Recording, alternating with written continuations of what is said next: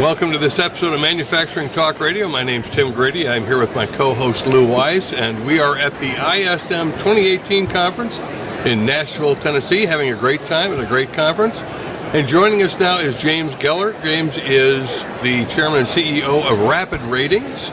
So, James, you've been with us a couple of times before. We've always enjoyed having you on as a guest. Thank you for coming back. Thank you. It's good to be here. Good. Now, give our audience, again, just kind of an elevator pitch on RapidRatings. Sure. So RapidRatings is a quantitative system. We're a risk and analytics company. So we help our clients to manage supply chain risk, and we've got other clients too, but in this context, got to talk supply chain. And we help companies evaluate the financial health of the businesses that they're working with. We do that on tens of thousands of companies around the world, public and private, across industries and geographies, sizes. And of course, supply chains are complex and mixed groups of ecosystems of companies that are represented by all of those different kinds of entities, big, small, very diverse. And our system allows them to understand both the medium-term as well as the short-term risks in those companies, to identify them, to work with those companies, to build the strongest and most resilient supply chains possible, and to do it in a very scalable and replicable way. So we do that by getting financial statements from companies, public companies from their filings, and private companies. We go out and we get the financials on behalf of our clients. What's your kind of success rate getting financials out of private companies? Is it easy, medium, hard, very difficult? Well, the level of difficulty and success rate are not necessarily connected. You've got to, okay. It's complicated. Sometimes it's hard, and we have a very high success rate. So we have about an 86% success rate across all companies around the world in getting financial disclosure. It's very high. Right. When we're doing it, when you count the second, third, and multiple times we may be collecting private financials from a private company, it raises to mid-90s in success rate. So it's kind of surprising. It is. Small companies would be willing to give out their financials. Well, I think in the past, companies that have gone about trying to get financial disclosure from privates have done it the wrong way. They've just opened up and said, just give it to us, and then we will disclose it to essentially anybody. And that broad disclosure is a real problem for private companies that want to hold on to their financials in a perfect world. But if they are going to disclose it, they want to know where it's going. And they want to have the control to be able to say, that particular requester is a partner we want to work with.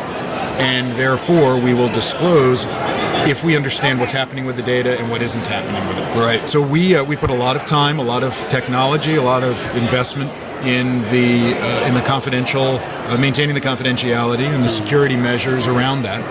And when we're going out and talking to a private company, we're explaining to them that there's a commercial value to that transparency. And that disclosure is very helpful in developing a longer-term relationship with the company they're disclosing to. And that's a big difference. So, Jim, what is a black swan event? Because it doesn't sound good. No, it's not good. You always hope to not meet the black swan. Okay. I think if we go back, what, 10 to 12 years, people would have defined black swan very differently than they would now that we've all lived through one. But I think black swan, in the context of recent work that we've done, is just the thing you can't predict, and you may not be investing in the right risk management to predict. And we are big proponents of being prepared and aligning your risk management program and all of the relationship building you're doing with supply chain around understanding and getting as forward a view into the risks that may be coming down the pipe. And the reality of a black swan event is you can't define it. You don't know what it looks like until it hits you right in the forehead. Okay. And so we're trying to give people as much visibility as possible to avoid what's coming at them. Okay, so you're trying to define the undefinable. Exactly. and to do it vaguely. And to do it vaguely. With precision. All this and that. Exactly. So, what do you sense from this report that you've been doing with A.T. Kearney and yourselves is out there that needs to be observed by supply chain? And you mentioned, by the way, it's not just supply chain that you deal with, but in this context it is. That's out there that could hit us right in the forehead. Well, I think this work that we've just done with A.T. Kearney, which is essentially a refresh of a report that we and they did 2 years ago, looks at both some large macro issues that they see coming down, as well as more supplier-centric and more micro issues. And the macro issues that they highlight are things like Brexit, Middle Eastern disruption, the status and the future of France and Germany in the EU, natural disasters, Chinese foreign investment. Those are the big ones that they highlight as being the most macro issues that they think are going to have ripple effects through supply chains. When you get down into the more micro issues, we're talking about, one, how much risk management is actually being done at corporations and how much investment is going into the maturing and the evolution of those programs.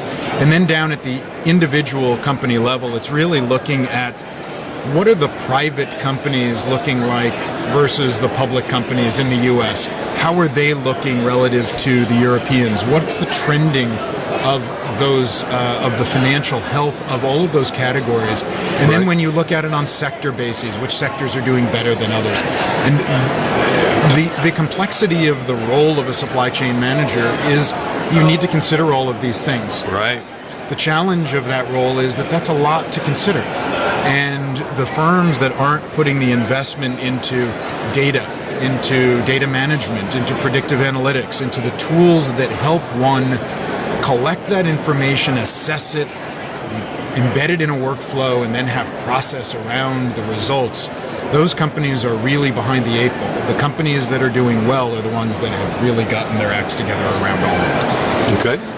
Now, with your company and your clients, what is it? A subscriber base? Is it a transactional based model? So it's a subscription model. We're a SaaS company, or you could think of it as a DaaS company, data as a service.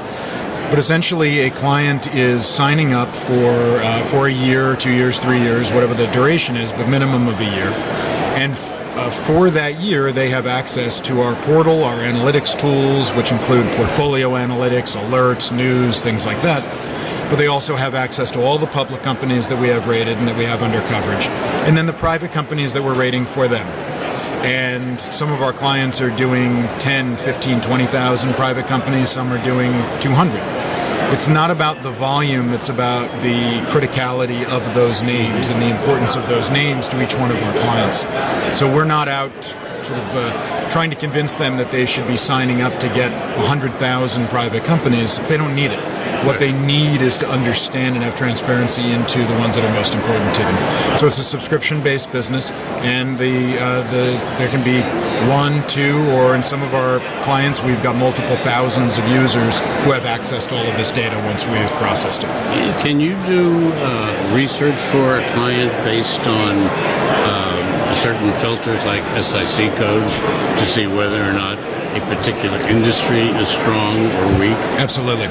And we actually provide a breakdown on a monthly basis of 32 sectors where we lay out the rank ordering of them, and we provide the annual delta for each one of those so that you can see if you've got particular exposure to, say, midstream oil and gas companies versus the integrateds or the refiners. You can look very clearly and see how that sector is moving. Or for a lot of these larger companies that have supply chains that are really quite diverse. You could have electronics, you can have services businesses, you can have metal fabricators and plastic parts makers and all of these different things. And when you're onboarding a new supplier and when you're doing continuous monitoring of the ones in the system already, you want to be able to see how the movement quarter to quarter, or in some cases even month to month, how they shape the overall risk profile of the portfolio. And portfolio analytics and portfolio management is something, obviously, financial services has been doing forever.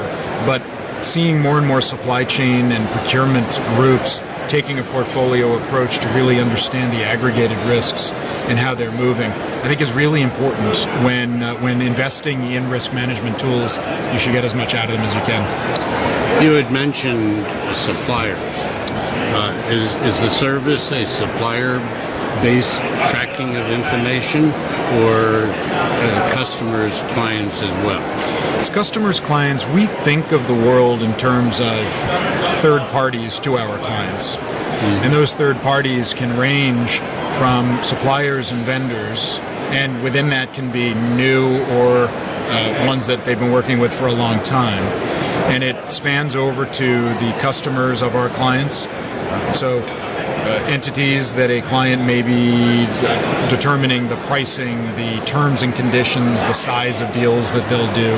It can be financial institutions looking at their own third parties and looking at companies they're investing in or companies they're underwriting debt for. So it's really a broad range. In our minds, a supplier that we're rating for one corporation is a customer of another corporation and is a recipient of funding and investment from other entities, and all of them are intertwined. And the financial health rating is a common denominator signal for all of them to evaluate and speak a common language of financial health on an individual company. And then when you expand that out, it's being able to understand and speak about all companies with a common language. And we think that's a really powerful direction to be headed. Tim, I want to talk to you just a moment about your list that you gave us of those areas around the world that have some volatility, starting with Brexit. What's going to be the impact of Brexit? I know we can't predict how they'll separate themselves from the EU. Or if they will, but we think they will. What's really going on there? Well, you've made this an easy question. Yeah, right, I tried to. I think the bottom line is exactly this. We don't know. Okay. And when there's lack of clarity, there's volatility. And uncertainty and volatility is the enemy of a risk manager. It happens to be the friend of a risk management company. Yeah, right. But that's a different story. What we're trying to do is to give people long-term and short-term views of the risks of the individual companies that are affected by something like a Brexit. Right. But overall, we think there is more volatility coming to the market than we've seen in the last 5 to really 8 years. We are very deep into a credit cycle. We've had a very long run in the stock market, irrespective of blips here and there that you see from a Brexit, Sure. or from Middle Eastern conflict, or from natural disasters. All of these elements highlighted well by our friends at A.T. Kearney. But in aggregate, we're talking about an environment where companies have to operate with partners that are affected by all of these things. Right. And when you add to that there is funding volatility coming down the road, and that funding volatility is coming from higher interest rates, from more equity market volatility in and of itself, and from a colossal mountain of debt to be refinanced over the next 5 years, we think there are these time bombs hidden inside of supply chains. And those time bombs come from all of those companies that have been able to fund themselves for the last 5 years with impunity, are not going to be able to do that over the next 5 years. So you take a higher interest rate environment where a lot of small to mid-sized companies and the larger ones Right. are going to have to pay more for capital. They are going to have fewer choices for capital for a variety of reasons. They are going to have a difficult time kicking the can down the road again, as they have maybe the last time they had money to refinance. And the supply chain clients we have are relying on those businesses to be able to stay in business. They're relying on them to be able to expand when they want them to expand, to grow together. Right. And if they don't have access to capital, or they don't have as cheap access to capital, or they don't have access to capital that goes for as long a maturity, all of those create an environment of risk. You then throw in volatility that can come from one of them having exposure to Brexit, one of them having a major plant in a location where there's an earthquake or a tsunami, Right. One that gets affected by the creep of Middle Eastern unrest out of the Middle East. All of these things go to a more volatile marketplace that needs to be assessed in deeper, longer, and better ways than it has been even over the last 5 years. So I think the A.T. Kearney and RapidRatings report, and a lot of what we're talking to our clients about, is about trying to manage all of these risks in a cohesive way. So the old expression, cash is best, is not a friend of yours. Well, look, we think it's nice to have a lot of cash around. Yeah. It makes it easier to spend money on risk management tools. Right. No, look, I think the reality here is that companies have to position themselves both companies that are our clients as well as the companies that they're working with. They have to position themselves for changing times. And changing times require new tools, different tools, and tools that can see through these cycles. And you can't rely on historical data. So in our case, we take financial statements and we're projecting forward how those companies look based on how their evolution financially has gone. Because we're comparing financials of a company to 12 million instances of financial data, 12 million company years of data over a 40-year time frame to see how the DNA of that company maps and looks relative to others. If you're using more blunt instruments like payment data that is very backward looking, that doesn't tell you what's coming around the corner in a quarter. Right. And so I think the risk management world inside of supply chain and all of the influences that come near supply chain, compliance, InfoSec, finance, governance, regulatory risk, all of those things are pushing the supply chain risk management field deeper and further forward in being able to use predictive analytics to be able to understand their counterparts. Jim, I know that you are one of several companies that have mentioned to us over the last 24 months about the amount of debt that's hanging out there on the balance sheets of companies. And it's really, for the most part, or for a great part, junk bond debt. And I don't know what the $1 trillion number is, but it's multiple $1 trillion number of junk bond debt out there, cheap interest rates that you're talking about. They're going to have to refinance coming soon at higher rates near you. How much debt is out there, and what does that look like in terms of risk? Sounds steep. So it is steep. If you look at the overall outstandings globally of fixed income pre-2007 to today, it's over double today. So if you think about the post-crisis having created a by an order of magnitude larger debt market with all of its subtiers, and you're right to highlight junk debt, but I would put with it leveraged loans from the banks because they operate in very similar dynamics. But even as you go up the credit curve into investment grade debt, there's been a huge spike in that as well. And one of the reasons for this is that with incredibly low interest rates, artificially low rates for all of this time, the institutional investor market has had to chase yield. So chasing yield essentially means that in order to do well compared to their historical performance, they need to go lower and lower and lower in the credit quality to get more incremental yield because the entire stack has been pressed down.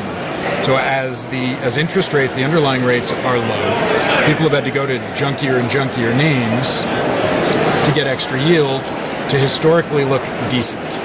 Right. And that trickles all the way up, if you can trickle up.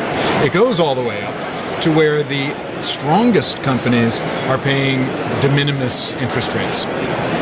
So the natural thing to do is to borrow money and to borrow for as long as you can at fixed rates. And for the weaker companies, even private companies that are just borrowing from their banks or borrowing from private placement investors or non-bank financial credit providers that have emerged over the last bunch of years, we're talking about companies that have pushed out financing or refinancing risk out into 2021, 22, 23, and 24. So the mountain steps up as you go out into those outer years. And companies that may have been able to finance 2 years ago in a higher rate environment with more volatility and throw in a couple of exogenous exciting things like a natural disaster here and there that disrupt the market further. The real question is, can these companies refinance at all? Much less, what are they going to pay for in interest rates? So we know they'll pay more in interest expense. Right. And that could unsettle them. But will they actually be able to refinance at all? And you can throw in a whole nother topic, which is an interesting one, which is a FASB US GAAP rule that's coming down that comes into play in 2020 called CECL, Current Expected Credit Loss, which means that all US GAAP filers are going to have to begin to file their earnings based on expected losses of exposures, not losses only when they're realized. So think about the banks the community banks, the regional banks, the sub-regional banks that are funding these smaller and private companies, all of a sudden they're going to have a bigger hit to earnings because of the exposures they have to weaker companies. Because they've got to project what the pain is, not they've got to wait for the pain to come. This sounds like deja vu all over again. Credit debt swaps, collateralized debt obligations, all of the kinds of things. Eerily like 2007. Exactly. The roll up to 2007 and the housing collapse. Could we be facing a corporate collapse with all this debt hanging up there? See, I don't think we're facing a corporate collapse, but we are facing a haves and have-nots. The haves having access to capital, the have-nots having a hell of a harder time. And it's incumbent upon the supply chain risk manager, as well as other risk managers, to understand these dynamics in ways they professionally have not had to before, and to understand that the risks that are beneath the surface in their supply chains include all of these things. And if they're expecting that they can commit to the commercial side of the business, that they can help push a 5 to 10% market share expansion in a given product line because they found the right suppliers that can grow with them over the next 5 years, well, guess what? Those 5-year plans may not be as robust as the supply chain manager would like. I'm hearing a bubble here. There's a hidden bubble. Well, I think if you look at our ratings on and this ATK report highlights some of them, you can see deterioration in sectors, and you can see deterioration in private companies overseas more than private companies in the U.S. You can see that private companies in the U.S. have deteriorated less than public companies in the U.S. So it's really about trying to understand in aggregate and then go down into the individual and then go bottom up at each exposure, each supplier, and understand which ones make up the most robust and the most resilient supply chain. So even if a bubble does burst, you've got the right supply chain that can get you through it, so you're not having to manage the resupply risk, which of course causes revenue disruption, reputation risk, and the whole variety of other things that can really cause a lot of pain. So when you go into a new prospective client and you're looking to sell your service, do most of your prospective clients understand the playing field that you're playing in? I think most of them understand what we're trying to accomplish for them. Yeah, but do they understand the risk of them not playing the game? It depends. There are supply chain organizations and procurement organizations, as we know from all of the exciting discussion and activity at the ISM conference.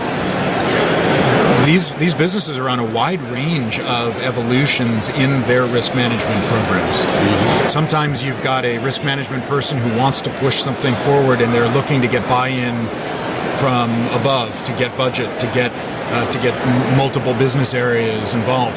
And then you've got some that are coming top down where senior management at the C-suite is saying you've got to do this. And then it is enforced, and then it's a question of how quickly can they do it. I would say that everyone in supply chain understands that there are risks that they need to manage. The question is how much of their history has been on the operational side, where they're still thinking about things like delivery risk and fault rates and the logistics and operations, and how much of them are looking at these newer areas. And we suggest and we present the data to our prospective clients that all of these things are actually connected. So the financial risk in a company, a weak financial health business, is going to have problems elsewhere. We've recently worked on a study that shows that companies that have financial health ratings in the high risk and very high risk zone have a 2 times greater likelihood of delivering a faulty product and have a 2.6 times greater likelihood of delivering it late. So if you're managing risks, even in a traditional way, understanding that you can use predictive analytics of financial statements to be able to minimize the fault rates of the inbound products, that's a way that can help you manage inventory more efficiently. which is about managing cash in the business, which is something every CFO cares about. So all of these things are getting more connected. The question is, where in the journey are the prospects when we walk in and talk to them about it? But when we do talk about things like the financial risks and the mountain of debt coming up, there's a little bit of it's not so much generational, but there's an age issue. So if the risk managers in a company have been in that role, regardless of their age, the age of their responsibilities, they've been in that role under 8 years, they've never seen a down credit market. So they don't know what can happen. So it's really about who we're talking to. Are we able to present more of this information or less of this information, and how quickly? It's potentially scary times. It can be, and because of that, because there could be a black swan and we don't know exactly what it is. Right. But even if it isn't a black swan, there's gonna be a herd of gray ones. And swans come in herds? I forget. But flocks, I think. Or it could be a flock. It's not a murder. That's crows. In any event, it's managing risk. And it's designing a program and creating an operational process to be able to handle, when you spot a risk, what to do about it. And one of the most exciting things that we've rolled out in the last 2 years is I think what we call the Financial Dialog, which actually on every company we rate, public or private, creates a report with a list of most important questions to ask that company when you're in dialogue with them. Right. When you sit down with that supplier, how can you, as a non-financially trained professional, sit down and ask them questions that are pertinent to the changing and complexity of their financials, and how that impacts their rating and how that impacts your ability to work with them? Well, I understand sometime, I think it's today, what Lou was reading about President Trump making a decision on whether or not he's staying in the Iran deal or pulling out and hitting him with tariffs. One of your risk triggers is going to go off. It's true. Well, in an hour and 40 minutes. and all we know is that a lot of people will be unhappy either way. Yeah, you're right. Anything else kind of wrapping this up, Jim, that came out of this report? I know there's a lot of material there. And oh, by the way, can our listeners get to this report? They can, and all one needs to do is Google A.T. Kearney and Rapid Ratings, and you'll find it immediately, or you can get it on the A.T. Kearney website. Okay. But look, I think the other things that came from this very well done piece is some statistics on the difference between the organizations that are aligned towards leadership in procurement risk versus those that are still coming up the curve. And some of the A.T. Kearney creates a definition of a procurement leader, one that is further ahead in the process, and that procurement leader is involved in overall corporate risk management strategy, as opposed to being isolated and left outside of that risk management strategy. And 90% of companies that are quote-unquote procurement leaders are involved in the corporate strategy around risk, and 30% of the non-leaders are. So huge disparity in the ones that are at the forefront and those that aren't. But either way, across all of them, 83% of companies believe that in the next 2 years, their firms are going to be investing more and have to invest more in overall risk management. So I think what A.T. Kearney's done a really nice job on is laying out what companies that are at the front of this evolution for risk management look like, and what they're saying, and what they're doing in terms of managing the risks of their top suppliers. Okay. Well, and is there anything in particular in the title we should Google, like Black Swan? Well, if you go A.T. Kearney, Rapid Ratings, Black Swan, it's a hit. Huh? It'll definitely be a hit. Okay, great. Well, James, again, thank you for joining us here in Manufacturing Talk Radio. I always bring a wealth of information to the show and also to the public, but this is pretty critical data. They need to take a serious look. If they want to get a hold of Rapid Ratings, what's your website address? So they can come to rapidratings.com. and all sorts of different things you can click on and knobs you can spin to get reports and get in touch with any of us to be able to talk more. Great. We appreciate you being with us. Gentlemen, thank you. I always enjoy it. Thank you very much. We've been speaking with James Gellert, who's Chairman and CEO of Rapid Ratings. Thank you for joining us here on Manufacturing Talk Radio.